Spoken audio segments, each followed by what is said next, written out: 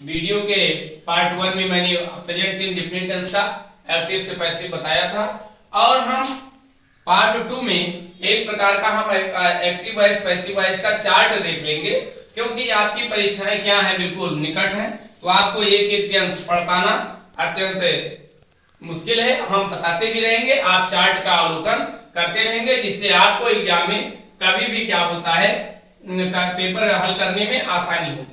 तो सबसे पहले हम इसको एक चार्ट को देख लेते हैं। इस चार्ट को अगर 2-3 बार आप देख लोगे तो ये ट्रिकी चार्ट है, आसानी से आपको याद हो जाएगा। सबसे पहले हम इधर देख लेते हैं बच्चों, ये टेंस आपका है। टेंस में जैसे मैंने आपको पहले वाले वीडियो में प्रेजेंट इंडेफिनिट बताया था, ऐसे इसमें आपको कंप्लीट 8 टेंस का चार्ट यहाँ मिल जाएगा। टेंस में आप देखते हो बेटा, प्रेजेंट टेंस है, प्रेजेंट टेंस आपका होता है। दूसरा आपका बच्चों पास्ट टेंस होता है, और पास्ट टेंस में जो तीसरा आपका होता है ये फ्यूचर टेंस होता है। तीसरा जो टेंस आपका है ये फ्यूचर टेंस होता है। अब प्रेजेंट में सबसे पहले जो आपका आएगा इंडेफिनिट, INDEFINITE, प्रेजेंट इंडेफिनिट, और इसके बाद जो आपका अगला होता है वो कंटीन्यूअस होता है, CONTINUOUS,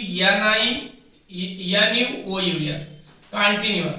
और इसके बाद में जो तीसरा होता है, तीसरा आपका परफेक्ट होता है, PERFECT, परफेक्ट। और जो चौथा होता है उस शार्ट में देखेंगे perfect continuous tense, perfect continuous tense, ये आपका होता है। अब इसमें हम देख लेंगे सबसे पहले क्या इसमें स्थितियां होती हैं।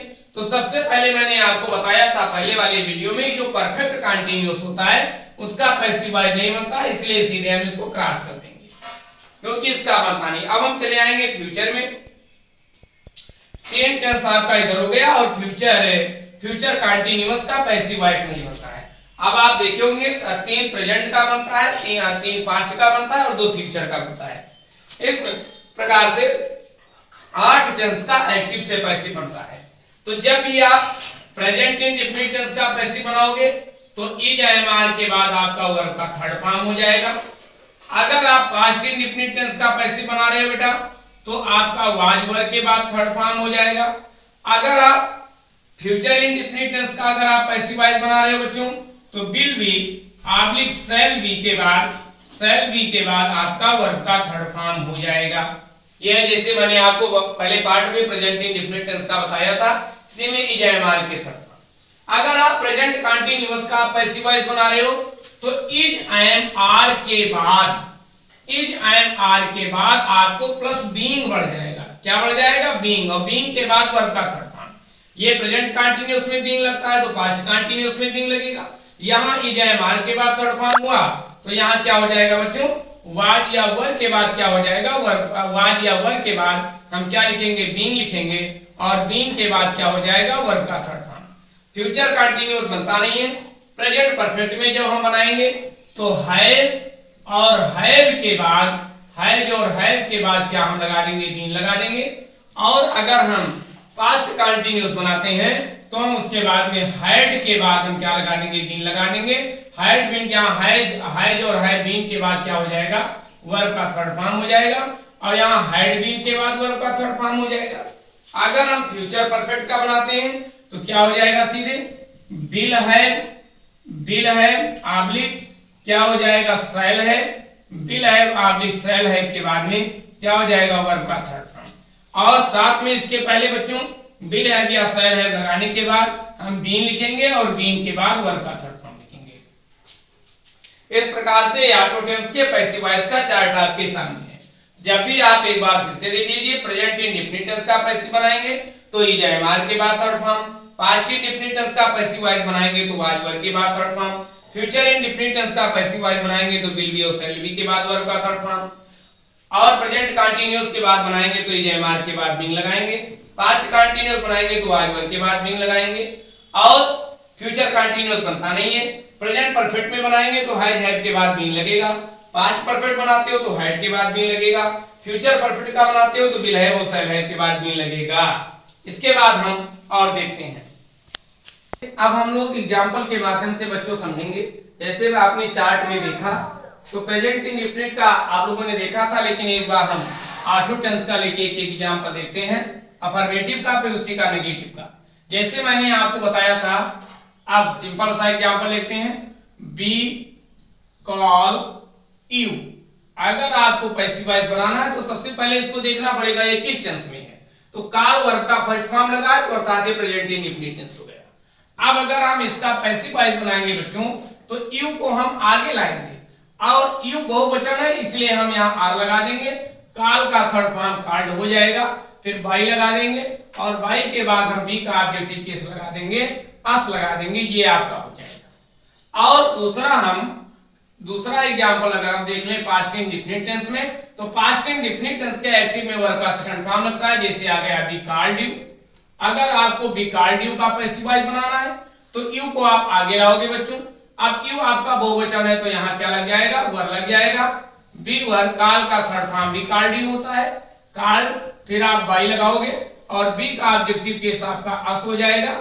और इसके बाद में अगर आप तीसरा देखोगे, तीसरा टेंस आपका है we shall call you, we shall call you, we shall call you. अगर हम इसका बनाएंगे तो बच्चों ये यू आपका बहुवचन है, तो फ्यूचर में आप किसी का टेंस हो एक वचन और बहुवचन नहीं देखा जाता है। फ्यूचर का कोई भी टेंस हो आप ध्यान रखेंगे तो एक वचन और बहुवचन नहीं देखा जाता है। तो यू के साथ यहाँ हम क्या लगा देंगे, बी लगा देंगे और बी बढ़ जाएगा, कॉल का थर्ड फॉर्म हो जाएगा कॉल्ड और कॉल्ड बाई और अस यहाँ हो जाएगा, ये आपका हो गया। अगर हम और बात करें चौथे टेंस में तो हो जाएगा बी आर कॉलिंग यू। अगर हम इसका बनाएंगे तो यू आपका बच्चों क्या है, बहुवचन है, तो आर लगा देंगे और लेकिन ये प्रेजेंट कंटिन्यूअस है तो हम क्या बनाएंगे, चार्ट में मैंने आपको बताया था बीइंग बढ़ा देंगे, तो यहाँ बीइंग हो जाएगा, यू आर बीइंग, कॉल का थर्ड फॉर्म हो जाएगा कॉल्ड बाई और फिर क्या हो जाएगा, बी का ऑब्जेक्टिव केस क्या हो जाएगा, अस हो जाएगा। पांचवा हम देखते हैं, अगर ये पास्ट कंटिन्यूअस हो तो हो जाएगा बीवर कॉलिंग यू, ये लिखा होगा तो ये पास्ट कंटिन्यूअस है। तो फिर हम क्या करेंगे, यू को आगे लाएंगे बच्चों, तो यू को आगे लाएंगे तो ये बहुवचन है तो हो जाएगा वर, बीवर, और पास्ट कंटिन्यूअस है तो बीइंग लगा देंगे बच्चों। तो यू वर बीइंग, कॉल का थर्ड फॉर्म क्या हो जाएगा, कॉल्ड, फिर बाई, कॉल्ड बाई और बी का ऑब्जेक्टिव केस क्या बताया था, आस, यू का ऑब्जेक्टिव केस यू, दे का ऑब्जेक्टिव केस देम, बी का ऑब्जेक्टिव केस हिम, सी का ऑब्जेक्टिव केस हर। इस प्रकार से हम अगला एग्जांपल देते हैं। ये आपने देखा पहला वाला जो एग्जांपल है ये समझ लेंगे, पहला वाला एग्जांपल जो आपका है ये प्रेजेंट इंडेफिनिट टेंस का है। ये वाला जो एग्जांपल है बच्चों ये आपका पास्ट इंडेफिनिट टेंस का है। ये वाला जो आप एग्जांपल देख रहे हो ये आपका प्रेजेंट कंटीन्यूअस टेंस का है। ये वाला जो एग्जांपल आप देख रहे हो बच्चों ये आपका पास्ट कंटीन्यूअस टेंस का है। ये आपका एग्जांपल जो आप देख रहे हो बच्चों ये एग्जांपल फ्यूचर इंडेफिनिट टेंस का है, ये फ्यूचर इंडेफिनिट टेंस का है। और ये एग्जांपल जो आपका है प्रेजेंट कंटीन्यूअस टेंस का है। और ये एग्जांपल जो आपका है ये आपका पास्ट कंटीन्यूअस टेंस का है। फ्यूचर कंटीन्यूअस बनता नहीं है। इसके बाद में क्या देखेंगे, प्रेजेंट परफेक्ट टेंस देखेंगे। जैसे प्रेजेंट परफेक्ट टेंस कैसे आएगा, we have called you, we have called you. देखिए बच्चों बहुत से बच्चे कंफ्यूज हो जाते हैं कि प्रेजेंट परफेक्ट में वर्ब का थर्ड फॉर्म लगा है तो क्या पैसिव वॉइस बनाते समय चेंज करेंगे, नो, वही थर्ड फॉर्म को हम रिप्लेस कर देंगे। तो जैसे यहाँ यू को हम आगे लाएंगे तो यू हो जाएगा। अब यू आपका बच्चों बहुवचन है तो यहाँ हैव लगाएंगे लेकिन अब क्या होगा, बीन बढ़ जाएगा। थर्ड फॉर्म ऑलरेडी मौजूद है वही लिख देंगे, कॉल्ड बाई और बी का ऑब्जेक्टिव केस क्या हो जाएगा, अस हो जाएगा। ये आपका किस टेंस का एग्जांपल हुआ, प्रेजेंट परफेक्ट टेंस का एग्जांपल हुआ, प्रेजेंट परफेक्ट टेंस का एग्जांपल है। अब इसके बाद हम देखेंगे पास्ट परफेक्ट टेंस का एग्जांपल क्या हो जाएगा। पास्ट परफेक्ट टेंस के एग्जांपल में हम क्या लिखेंगे, be had called you, be had called you, be had called you. तो हम यू को आगे लाएंगे, यू इसमें हैड एक वचन और बहुवचन दोनों के साथ लगता है, हैड, बीन और थर्ड फॉर्म ऑलरेडी लगा ही है, कॉल्ड बाई और बी का ऑब्जेक्टिव केस अस हो गया। ये किसका है बच्चों, ये जो आपका है ये पास्ट परफेक्ट टेंस का एग्जांपल है। किसका है? पास्ट परफेक्ट टेंस का एग्जांपल है। इसको हम और देखते हैं। अब हम फ्यूचर परफेक्ट टेंस का एग्जांपल देखते हैं। ये हमारे ख्याल से 8वां एग्जांपल होगा बच्चों। We shall have